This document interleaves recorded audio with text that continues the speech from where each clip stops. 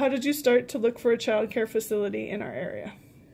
First, I drove around and I looked at the local places. There were a few that you could see from the street, and then I looked them up online. And then I had gone to the community center to see what they offered.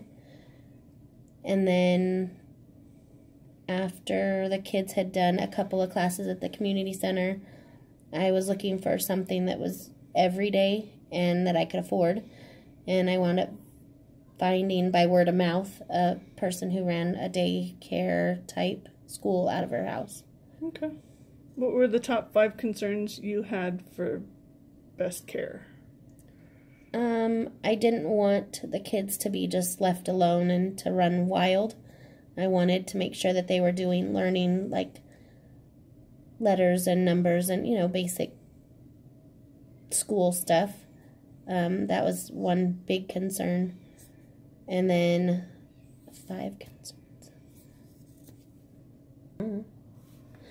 I wanted to make sure that they were in a safe environment and that they were taken care of and treated, how you would treat a child, not with any harm or anything. And then also I wanted to make sure that they were with kids their own age, not with a whole bunch of different age ranges at one time, so that they weren't like from babies to 10-year-olds. I wanted to make sure they were with their same age group.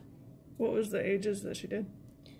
She did 1 to preschool, like right going into kinder, like 5 or 6. Oh, okay. But each room of her house was separated into different age levels. So the kids only played for a little while together, and then they were separated for most of the day. What type of discipline, if any, was used?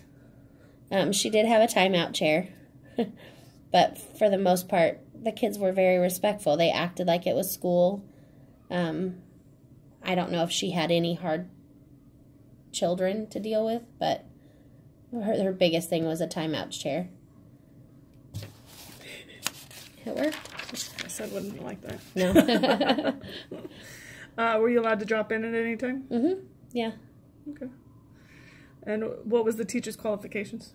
She had been a kinder teacher prior and was retired, and then worked at a preschool, and then she decided to do it at home on her own. Did this environment look safe and sanitary?